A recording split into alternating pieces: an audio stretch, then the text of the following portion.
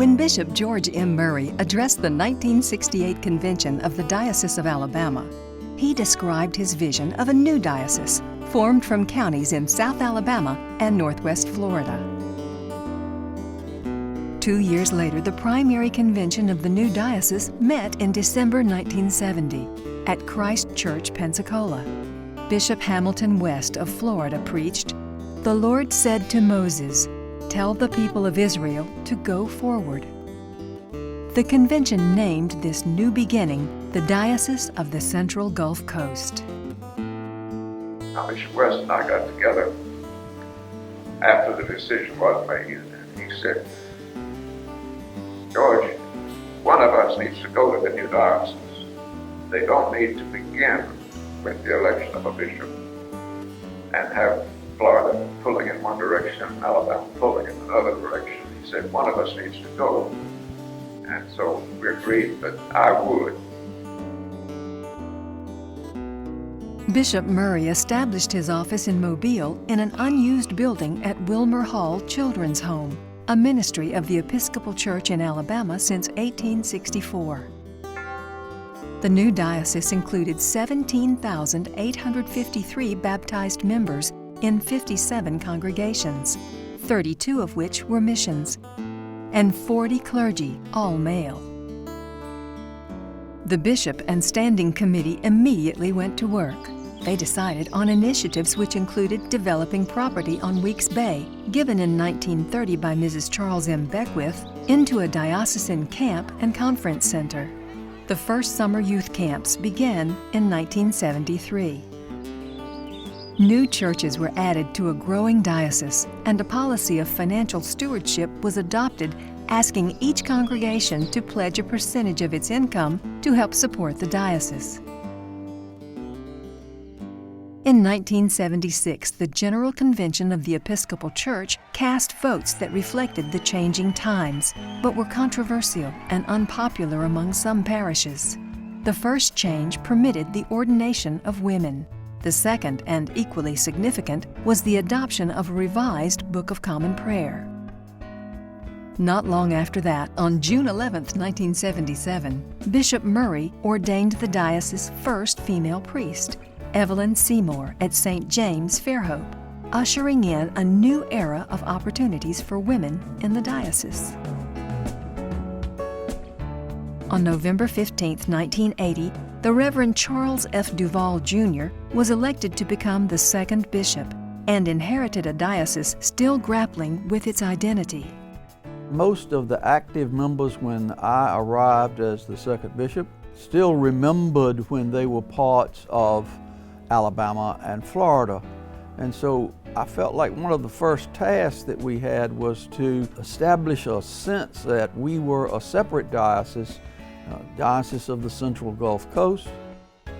Programs like Cursillo helped foster that sense of unity by bringing people from various congregations across the diocese together at Beckwith Lodge for a weekend of spiritual renewal.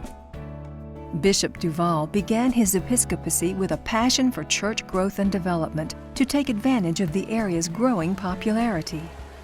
The years in the 80s and 90s were good years for that geographical area of South Alabama and Northwest Florida. People were moving there, and we saw that as an evangelism opportunity to start new congregations and to expand the work of the diocese. The diocesan office also moved from Mobile to a more central location, the former Greyhound bus station in downtown Pensacola. It became the diocesan office in 1989 and was later named the Duvall Center in honor of Bishop Duvall. In 1997, Murray House, an assisted living residence in Mobile adjacent to All Saints Church, opened its doors as a new ministry and was named in honor of the diocese's founding bishop. Toward the end of Bishop Duvall's tenure, a storm engulfed the national church in the form of a growing debate on human sexuality and the place of gays and lesbians in the church. Some parishes in the diocese split, and 6 priests and 1,384 baptized members in 4 congregations withdrew from the Episcopal Church. Two congregations claimed church property. Both cases went to court.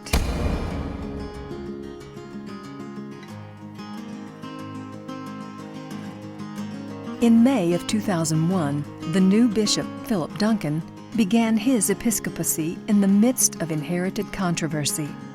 Less than 2 weeks after his ordination, he was in court for the final and favorable settlement of the church property dispute. I think that the church was having a rough time at that point. Some people decided they had to leave, and others wanted to move forward. It wasn't long before the diocese was hit by another storm, this time a literal one. In August of 2004, Hurricane Ivan caused massive destruction along the Gulf Coast, particularly in the Pensacola area.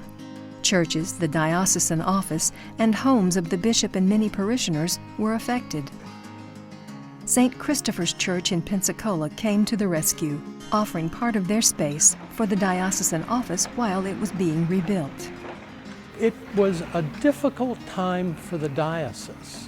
The sense of having ownership as we began to rebuild the diocesan office was very helpful, and the other congregations and clergy all pulled together, and that was a wonderful thing to see.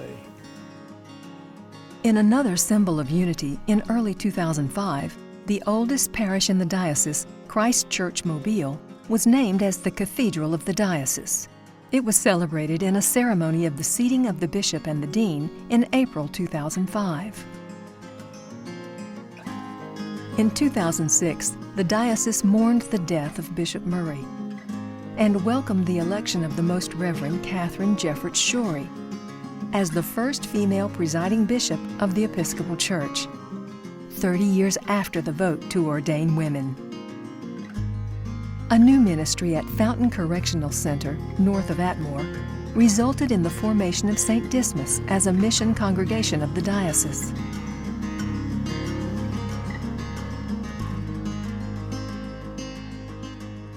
When the Reverend James Russell Kendrick of Birmingham, Alabama, was ordained as the fourth bishop of the diocese on July 25, 2015, the church had experienced another milestone just a few weeks earlier.